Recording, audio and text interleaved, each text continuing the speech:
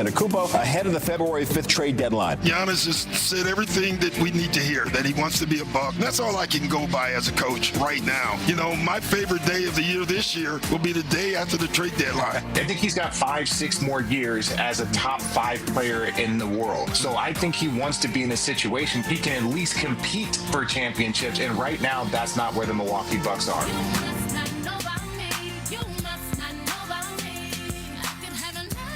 With Courtney Cronin and also Harry Douglas and Freddie Coleman in for Evan Cohen, Chris Canty, and Michelle Smallman. It's Unsportsmanlike, presented by Progressive Insurance on ESPN Radio, the ESPN app, and don't forget about us on ESPN2. So more than likely, based on the injury to Giannis Antetokounmpo, the calf strain, and the New York Knicks winners of 6 in a row, playing a lot better since those trade rumors happened, more than likely Giannis may not be on his way to the New York Knicks.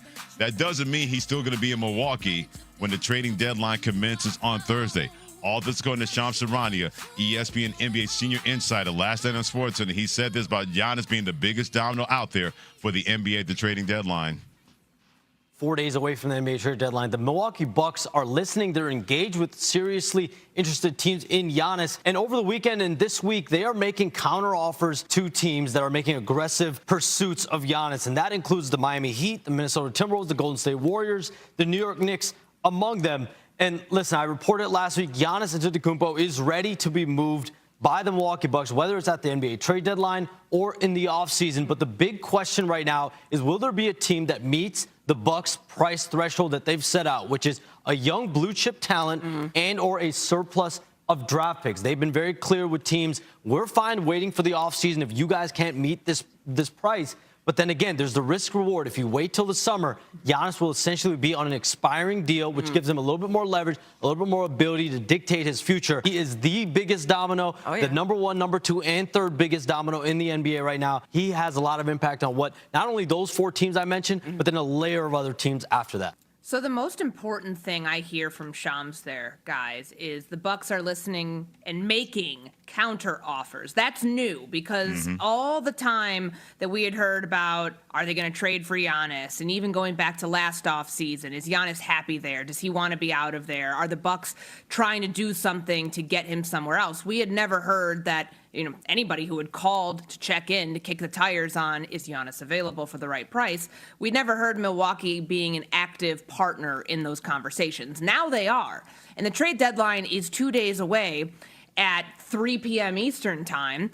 Do we think that this is more of them trying to actually get something done or test the waters? For me, it's the latter. I think this is their way of setting up what they think will be the groundwork, greasing the wheels for a summertime trade. This does not feel like something that happens before Thursday because of what it would require all of these teams to do that Shams mentioned, the Miami Heat, the Minnesota Timberwolves, the Golden State Warriors, and the New York Knicks, to blow up their roster right now, to incur a player like Giannis, but then to give up all of those assets, what Milwaukee's going to want, multiple first-round picks, a young star player to build around, that I know we saw it last year with the Luka Doncic trade at the deadline. There's a reason that those things don't happen all that often. They're very complicated to facilitate, and it requires an incredible amount of moving parts to happen.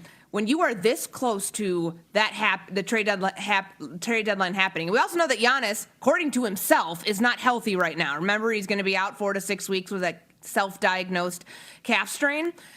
Does that all of a sudden magically become better the moment he gets to another team and gets to start competing for a championship at 30 years old? Maybe. Maybe. If we're being skeptical, I'd say maybe a high chance of that happening. But I think this is their way of starting to get ahead, like doing their homework now. So when free agency hits after the draft comes, or after the lottery comes out and we find out which teams, they're trying to do their homework on teams, not necessarily these 4 because of where they are right now in the standings, but other teams are figuring out who might have lottery picks that we want to cash in on. So I don't think it's for now. I think this is them getting ahead of it and trying to get this set up for the summertime. So I would also say, Courtney, when it comes to things like this, all it takes is one team, right, to be interested to the maximum. And I believe if it's one team that says, you know what, we want to get ahead of everyone else, we don't want to be in a bidding war with everyone when it comes to this summer and trying to get Giannis. Let's go ahead and make this trade now. And we understand it's going to be a trade for the next 3 or 4 years where we still have Giannis that's playing at a high level. You've seen the numbers. You know, you have a guy that's a NBA champion, finals MVP, defensive player of the year, every accolade that you can mention. A guy that's not only going to play on the offensive end, but also going to play on the defensive end. If you can go ahead and get ahead of the curve right now at this moment during the trade deadline, why not do it? Now, who that team is, I don't know. But what if it's just that one team out there that says that we want to go ahead and get this done now because we don't want to be going up against everyone when the season is over? Everything you guys have said is on point regarding Giannis Antetokounmpo. And Courtney, I'm with you. When he said he has a calf strain, I was like, really? How much of a calf strain do you have? Did you go to a doctor? Did you go to urgent care? Come on, where's the paperwork? Can you imagine him showing up to urgent care? Yeah. Just like sitting in the waiting room, and there's this like 6'8" guy sitting next to you, just waiting in line like everyone else. Exactly. Where's the doctors though? Doctor says I have a calf strain. I have it right here. Signed Giannis Antetokounmpo. So whenever we seen this from Jimmy Butler last year, right, with the Miami Heat. Absolutely. You know, not able to play, all of a sudden he gets traded to the Warriors. Oh, Jimmy, I feel better good now. Exactly. Jimmy's feeling great. He's walking along right, Fred Sanford, then all of a sudden he gets traded. Oh, I feel much better now. I'm ready to play basketball. So whatever that injury is with Giannis, you're right. When he gets traded, he's going to look a lot healthier. But if you are the Milwaukee Bucks, somebody has to be the adult in the room because that may be happening with the Los Angeles Clippers.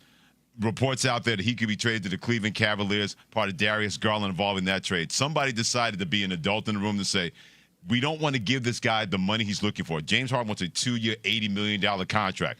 And they're trying to clear all the decks for 2027 to be better going for the Los Angeles Clippers.